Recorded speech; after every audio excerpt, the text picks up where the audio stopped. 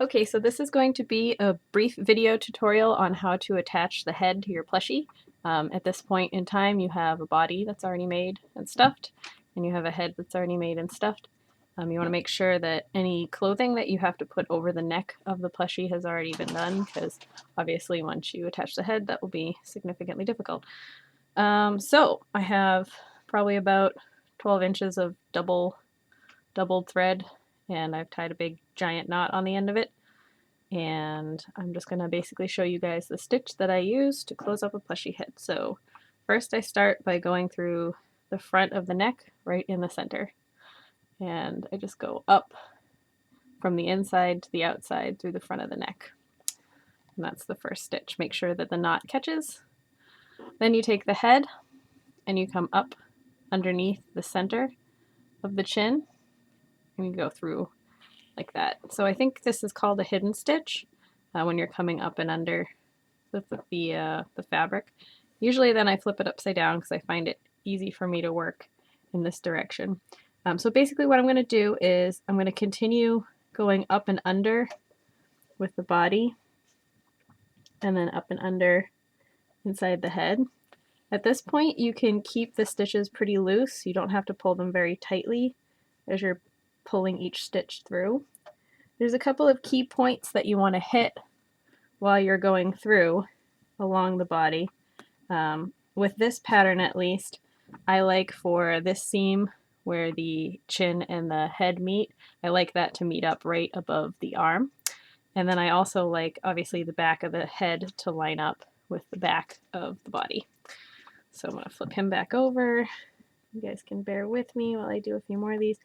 I'm spacing these about maybe 1/8, 1/4 of an inch apart. Sometimes your body and head won't be the same size opening, so you might have to make larger or smaller spacing on one or the other to get things to line up the way you want them to. Like right now, it looks like I'm going to have to do a few bigger stitches on the body in order to get it to line up. Now I'm not pulling it very tight yet, but as I sort of get towards the shoulder, I'm going to start to pull it in a little bit more. You don't want to over pull. You don't want to like really pull hard because you don't want to snap your thread. All right, so now I'm almost at the shoulder here. So I'm going to do, sometimes the clothes gets in the way and you just have to mush it out of the way. I'm going to do right through this shoulder. You want to make sure you're not sewing the clothes to the head seam too.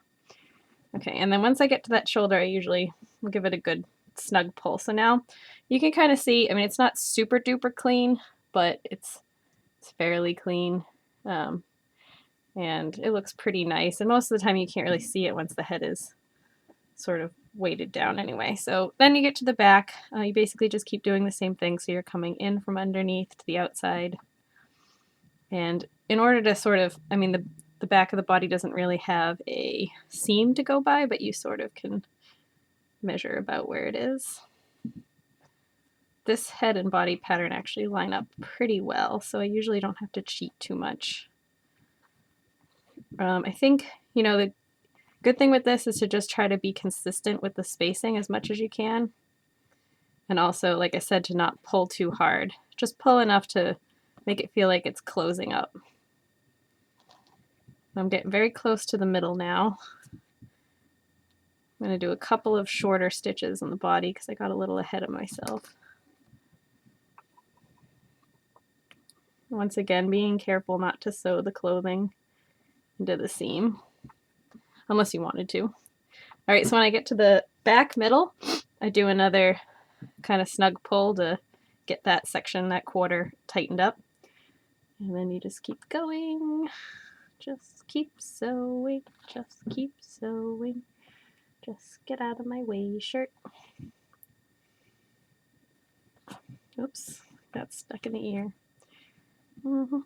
At this point, as you're starting to come around to the other shoulder, you might want to consider putting a little bit more stuffing inside between the neck and the head, especially if, you know, you feel like the head is kind of a little limp at this point. If it's like too floppy and you feel like there's too much of a gap between the two. I'll show you once I get to the shoulder. So now I'm at the same seam on the other side where the chin and the head meet, and I'm going to go up and out through there, and then I'm going to find the shoulder underneath. Oh, yeah, I'm a little off here. So you can see actually the distance between where I am now and where the shoulder is actually a lot bigger than I thought it was. So I'm going to go along the back, and I'm basically going to come up right where I was before, and I'm just going to kind of do a couple of stitches pulling that together. That was a little oversight on my part. Okay, so now I'm at the shoulder. So I had to do 2 cheat stitches there. And once again, so like I was saying, if you find that at this point you can kind of check and test to see how it looks. This is pretty good, and I don't have any stuffing handy right now, so I'm just going to leave it. But if you felt like the head was too floppy, you have this little hole here now in the neck where you could kind of just cram some more stuffing in there to sort of toughen up that area so you don't have a floppy head. And once again, not pulling too hard. Let's see, now I'm coming around the front side again, and you do the same stitch all the way around. And as you start getting towards the front, you will start coming back to where you started, obviously. I find that it's easy once you get to the front to sort of go at an angle. So I'm kind of pushing, I push the needle into the space, and then I kind of twist it so it comes up out of the fabric. And then as you get back to the beginning, you'll find it gets a little tight. Do your best to get in that area. Okay, so then once I'm back to where I started, I'll give it a snug pull, but not too hard. I don't want to break the thread. At that point, I've got the seam has gone all the way around. So usually what I do to tie it off, and this is why I wanted to have about a foot of thread to start, because I like to have a lot of extra at the end. I will go through back in the neck, and I will come out back over this first shoulder. I find a lot of times that the first shoulder will have like a gap in it because I wasn't pulling very tight at the beginning, so sometimes there'll be a little gap in this corner. This one actually came out pretty clean. But if there is a little gap, then you can come back over here and do a couple of stitches just to close it up. And in this case, I'm just going to do a knot in the little shoulder here. And I'm going to do one more knot for good luck. And then, so now I'm confident that this head is pretty much attached. And in order to close it out, I've done 2 knots already. I just stick the needle back in. Hi, Earl. It's my cat. Have it come out the chin somewhere, anywhere. Doesn't matter. And then I take my very sharp scissors and I cut off the end.